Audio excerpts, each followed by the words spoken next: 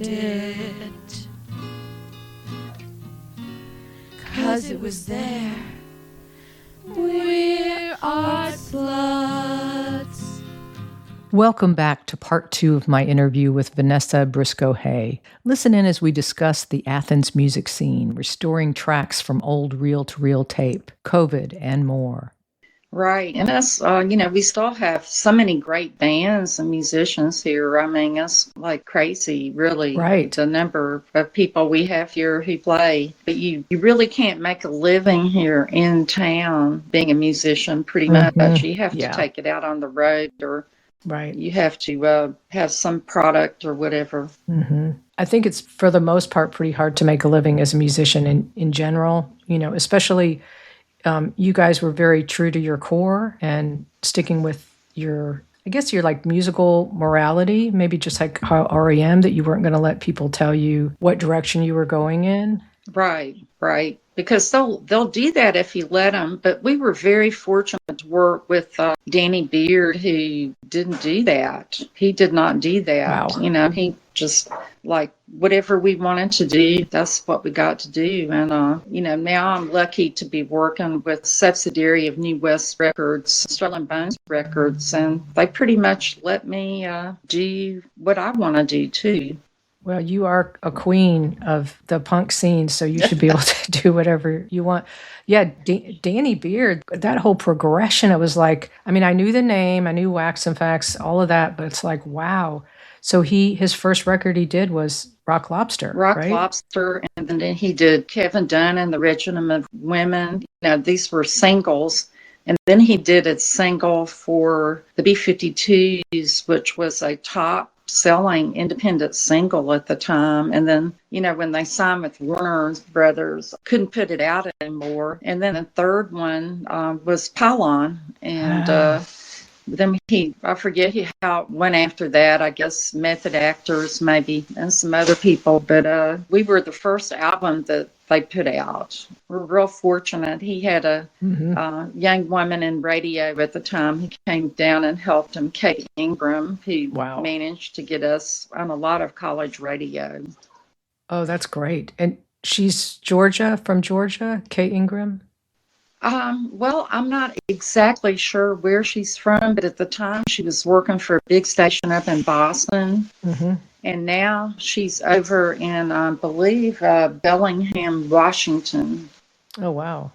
She's kind of semi-retired, but working out there. I'm not positive. I think she was helping get some station off the ground in San Francisco, too. But I still have contact with her. Like, when we go to the West Coast, I let her know, and, she gets us played on her station over there. It's a small community, really, when you kind of break it down. You kind of end up meeting everybody eventually. Here's a track from Pylon's third album, Chain, released in 1990, called Alive Again.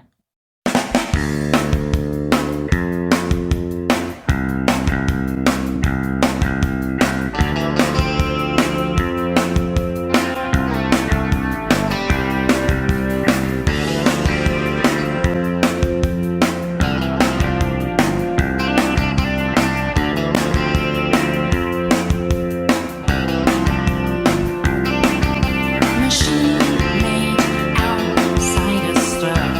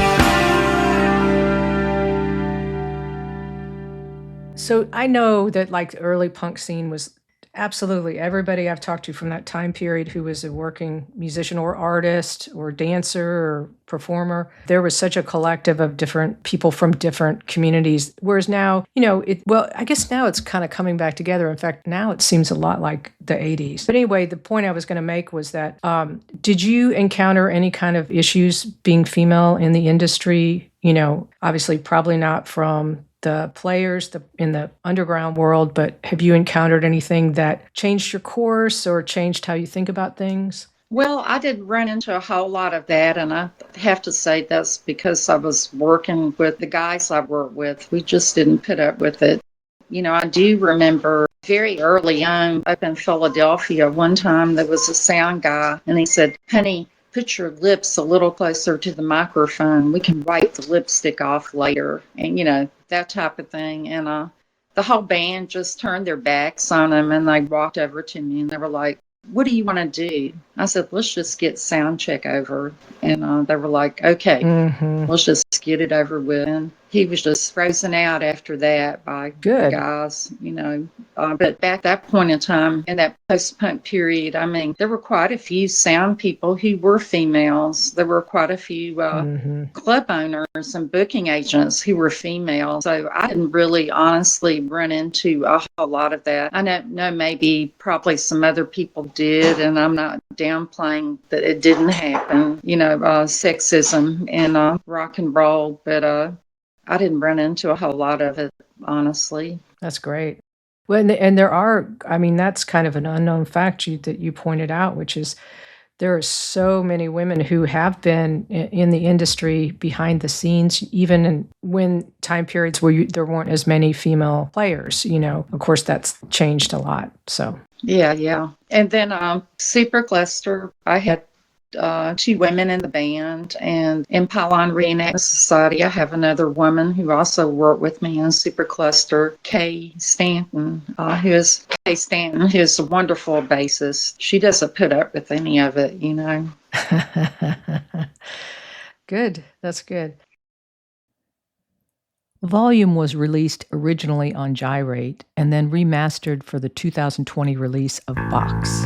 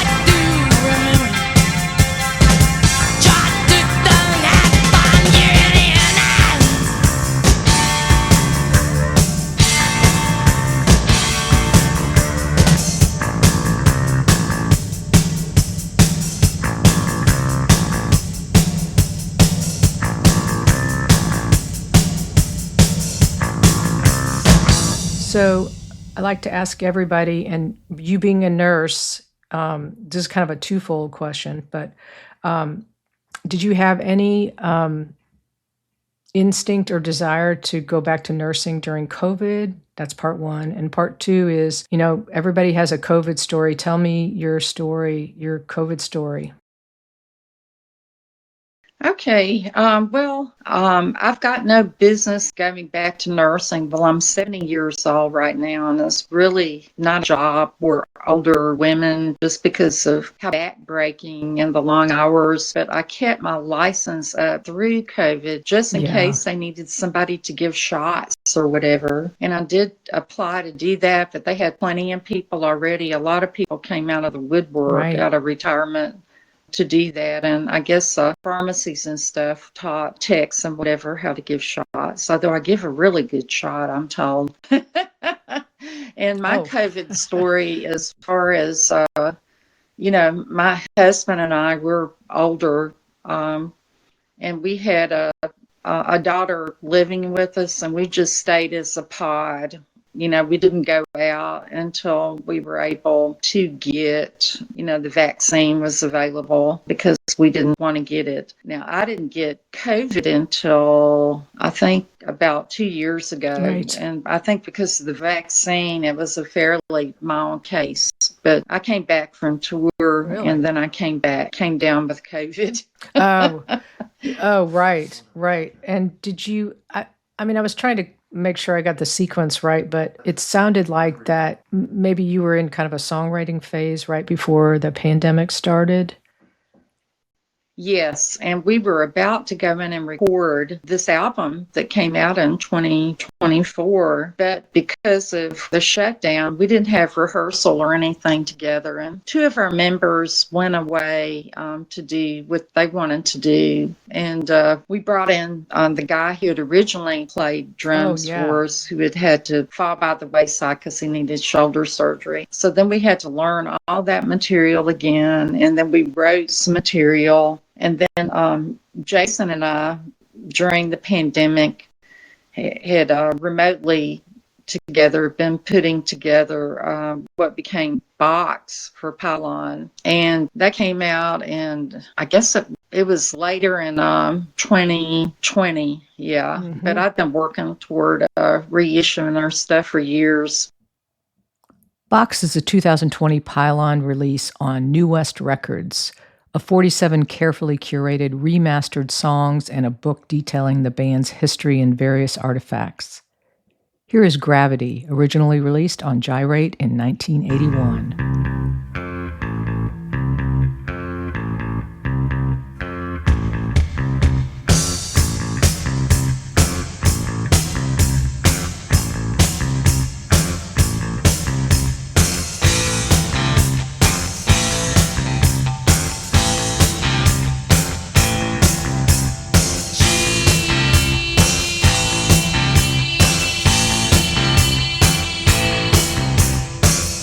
Rock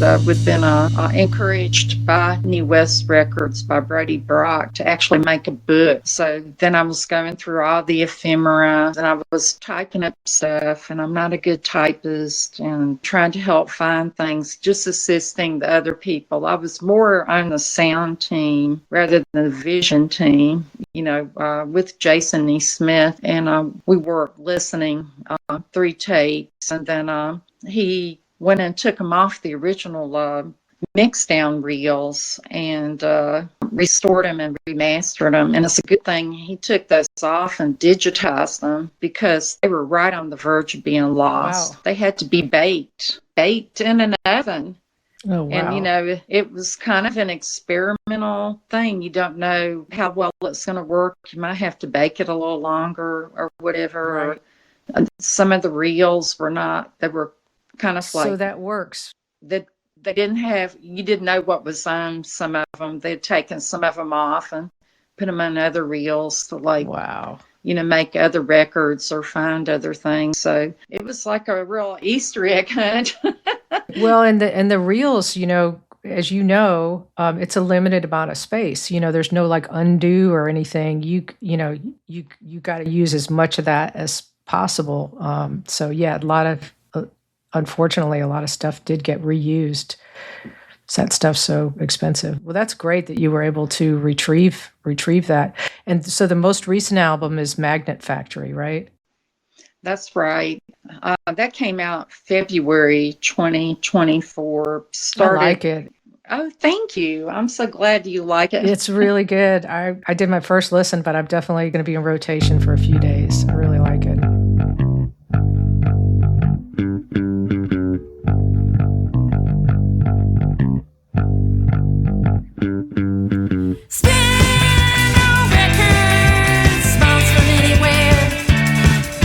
A trailer in the field, be persuaded.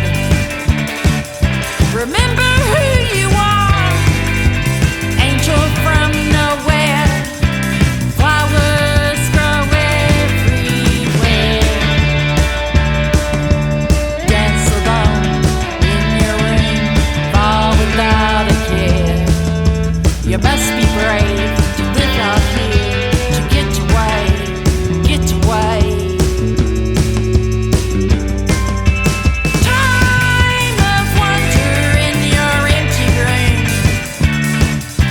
Watching funny cartoons, eating cereal. Remembering the sky outside, close by. Flowers grow everywhere.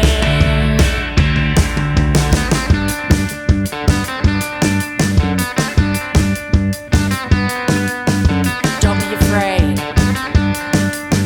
to get away.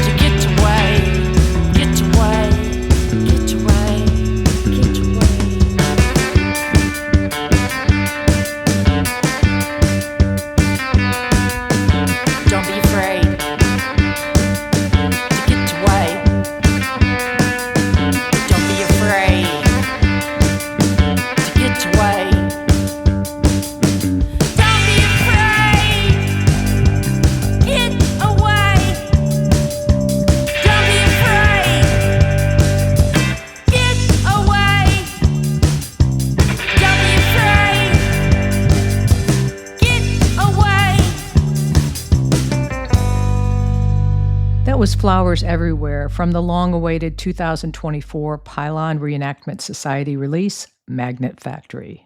Yeah, well, that was a lot of fun to do. We mostly, we recorded some of it at one place, Chase Park Transduction, and recorded part of it at another place, this way out in the country. The guy, Tom Ashton, who's in the March Violets, he had done some stuff here in town that we really liked.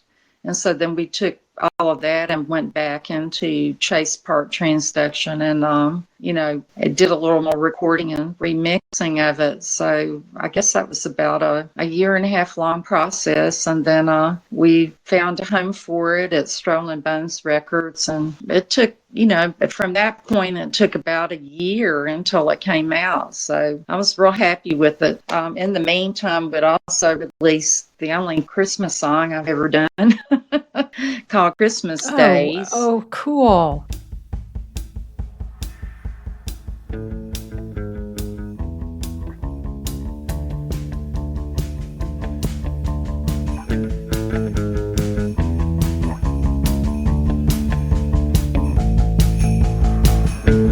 I ran out of gas today on the bypass while on my way to see my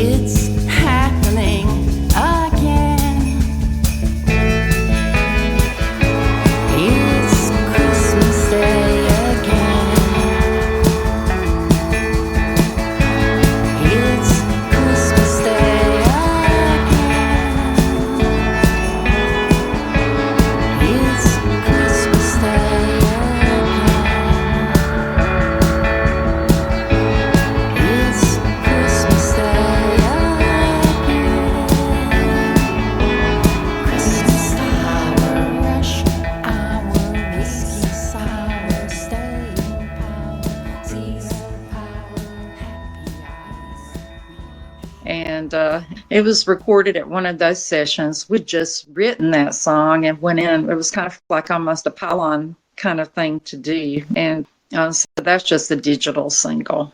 So you said the Pylon thing to do would be that you wrote it yesterday and then you said, hey, let's record that. We did that several times. Yeah. Oh, yeah. This is our newest thing. It's fresher. Let's do this.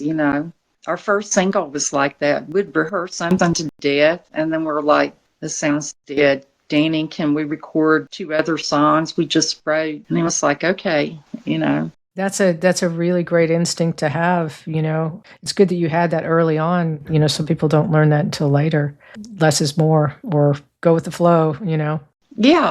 Or, just being so full of yourself that if it's a mistake, it's a happy mistake. Just go with it, Yeah. That kind of comes out of art school too, don't you think? That's kind of art, right? Is like, letting go of your control to a certain extent, I'm sure there's artists that are very technical, and that's different in my mind than, David Bowie, or I can name a bunch of other, my favorite visual artist is Yayoi Kusama, and she completely lets herself go into her art. You're such a down-to-earth, sweet, nice person. And I wonder, when I listen to you sing, there's just so much passion behind it. Is there anything that you think people would be surprised to learn about you? Or I'm kind of curious about that difference between you. Are you when you sing, is that a different part of you that's reserved for that? Or I don't know. I don't think I'm schizophrenic, but there is something about art and music that kind of releases. I've just learned to you have to have control and be aware, but the best time of all is when you can forget about everything and just be part of the music. And that's just the best of all. Absolutely. I don't know how to describe it. It's probably, what the Buddhists are doing, like be one with everything, Right. It's everything is happening all at once. And these sounds that I'm making, they're going out into space, and who knows how far they go, this stuff that's happening, and you're just part of everything. Here's Too Many Eights, another amazing track from Waves by the supergroup Supercluster.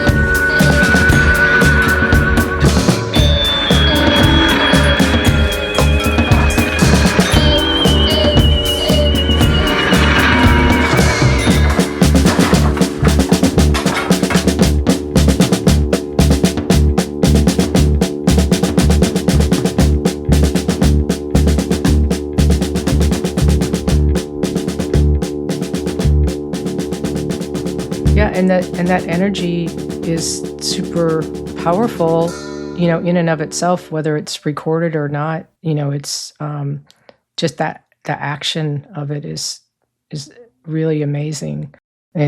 Performing live is just the best.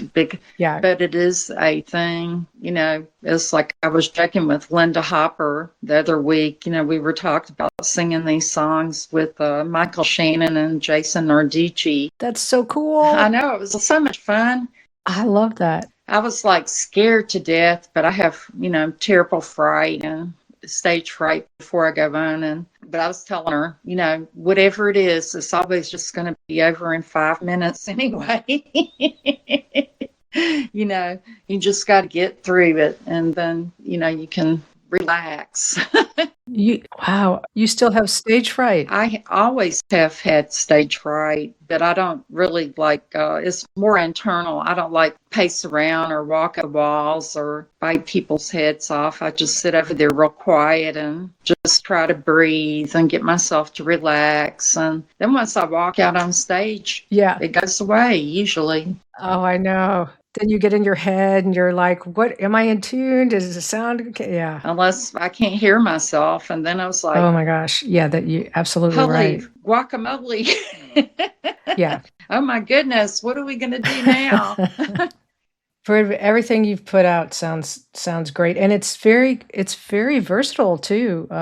You're definitely not one note. And again, going back to Supercluster, what a great iteration that is as well, which is really, refreshing and fun. But I will say those were some very sweet people on that band, and I enjoyed it. And I'll help them butcher or destroy a song any day. It has been an honor to hear Vanessa Briscoe Hay's story and musical journey. But the best way to get to know Vanessa is through her music, which is prophetic, melodic, creative, and full of soul. To check out all of Vanessa's music, go to pylonreenactmentsociety.com. You can purchase most releases through Bandcamp and the most current release, Magnet Factory, on Strolling Bones Records, plus the box set from New West Records. So to end part 2 of my interview with Vanessa Briscoe Hay, let's take a listen to a super cool song, Paris Effect, a digital single released by Supercluster in 2011.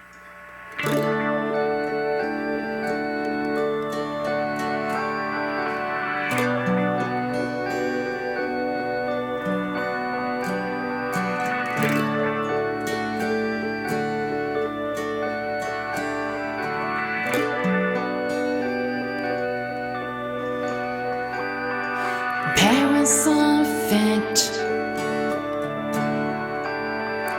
wrecks us all.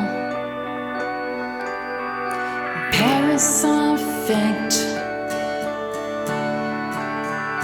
we must fall. Goodbye, goodbye, goodbye, goodbye, goodbye, goodbye, goodbye, goodbye, goodbye, goodbye, goodbye, goodbye, goodbye, goodbye, goodbye, goodbye, goodbye, goodbye, goodbye.